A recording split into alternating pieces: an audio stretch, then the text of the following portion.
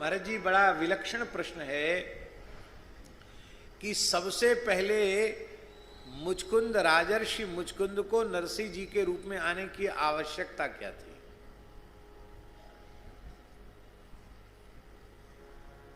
ये जो भगवान ने उनको कह दिया, भूत्वा द्विजवरस्त्वंबई माम उपैस्यसि केवलम, हे राजर्षि मुचकुंद, अगले जन्म में तुम ब्राह्मण कुल में जन्म लेकर एकमात्र मुझे ही भजोगे और मुझको प्राप्त करोगे। तो उनसे पूछें कि अभी प्राप्ति नहीं हुई क्या? प्राप्ति तो हो गई, और प्राप्ति भी इतनी बढ़िया हुई है कि किसी को तो जप तप करने से भगवान मिले कि न मिले, इनको तो सोते सोते भगवान मिल गए। ये पूरे पौराणिक इतिहास में एकमात्र उदाहरण है जिन्हें सोते सोते भगवान मिले हैं, राजर्षि मुचकुंद को। संत कृपा कर दें तो लो लागी रे सहज ही सुमिरण हो। जग करके पर निंदा पर चर्चा करनी पड़े, पर दोष दर्शन करना पड़े, मन को विकृत बनाना पड़े तो अच्छा है तान दुपट्टा सो जा।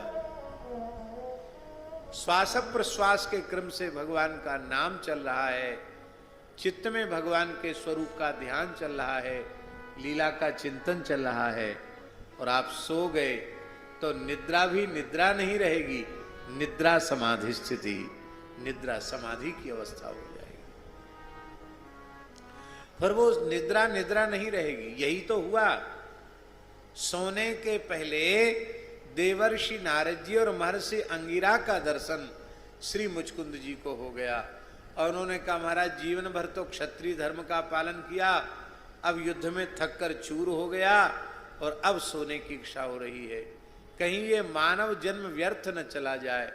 बोले बच्चा चिंता मत करो, द्वादशाक्षर मंत्र को श्वास प्रश्वास के क्रम से उच्चारण करते हुए मंत्र में अपने मन को लगा दो और भगवान वासुदेव के चतुर्भुज स्वरूप का ध्यान करो।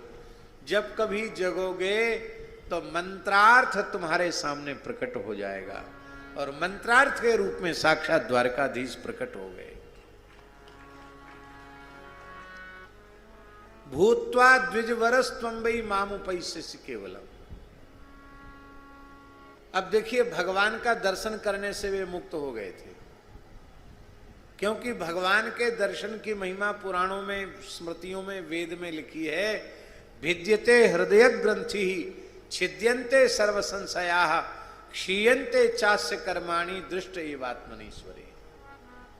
हृदय की अविद्या की गांठ छिन्न भिन्न हो जाती, दर्शन होते, साक्षात्कार होते, सारे संशय समाप्त हो जाते, संपूर्ण कर्मराशि क्षीण हो जाती।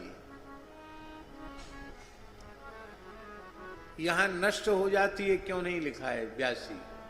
क्षीयन्ते क्यों लिखा है? क्षीयन्ते इसलिए लिखा है कि शरीर जो है वो प्रारब्ध का परिणाम है, और प्रारब्ध क्षीण होगा भोग के द्वारा।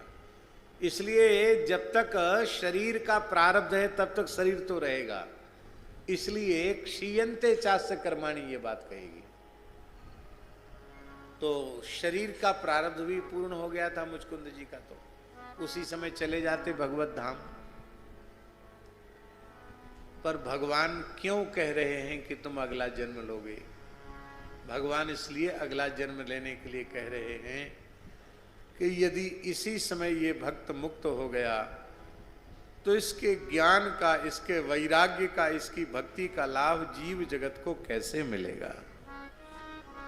और जब ये विप्रकुल में अवतीर्ण होगा, कलिकाल में अवतरित होगा, और विकट भयंकर विकट परिस्थितियों से आक्रांत होगा, अत्यंत प्रतिकूल परिस्थितियों में मेरा भजन करेगा और बार बार मेरा दर्शन होगा, तो मेरी तो भक्त के साथ लीला होगी, और इस भक्त भगवान की लीला से असंख्यों जीव भव सागर से पार उतर जाएंगे। मेरे भक्त नरसिंह मेहता के चरित्र को कह सुन करके असंख्य जीव संसार चक्र से पार उबर जाएंगे। मुचकुंद रूप में मुक्त हो जाते तो हम लोगों को नरसिंह मेहता का चरित्र सुनने को कहां से मिलता? नहीं मिलता। महाराज जी इस कराल कलिकाल में 52 बार प्रत्यक्ष होकर ठाकुर जी ने लीला की है श्री नरसिंह मेहता के साथ। इसलिए जो लोग कहते हैं कि कलिकाल में भगवत प्राप्ति कठिन है, वे बहुत बड़ा झूठ बोलते हैं। ऐसा समझना चाहिए भगवान ने अपनी प्राप्ति के लिए ही हमें कलयुग में जन्म दिया है। कृताद सुप्रजा राजन कला विच्छन्ति संभवम कलौ खलु भविष्यन्ति नारायण परायणा। सतयुग त्रेता द्वापर के साधक कलयुग में जन्म लेना चाहते हैं, क्योंकि कलयुग में जीव भगवत परायण हो जाए।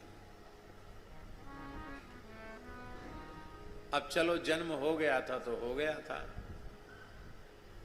नित्य गोलोक नित्य वृंदावन में नित्य रास में नरसिंह जी पहुंच गए और श्री भोले बाबा की कृपा से सहचरी बपू भी मिल गया। अब क्या बाकी रह गया? अब तो यद्गत्वा न निवर्तन्ते तद्धाम परमम, फिर लौट के क्यों आना? क्योंकि प्रत्यक्ष दर्शन करने के बाद तुम जीवों का ज्यादा हित संपादित कर सकोगे।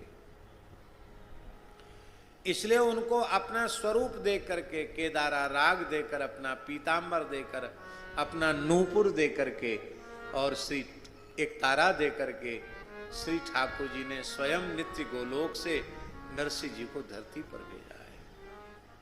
मेरे श्याम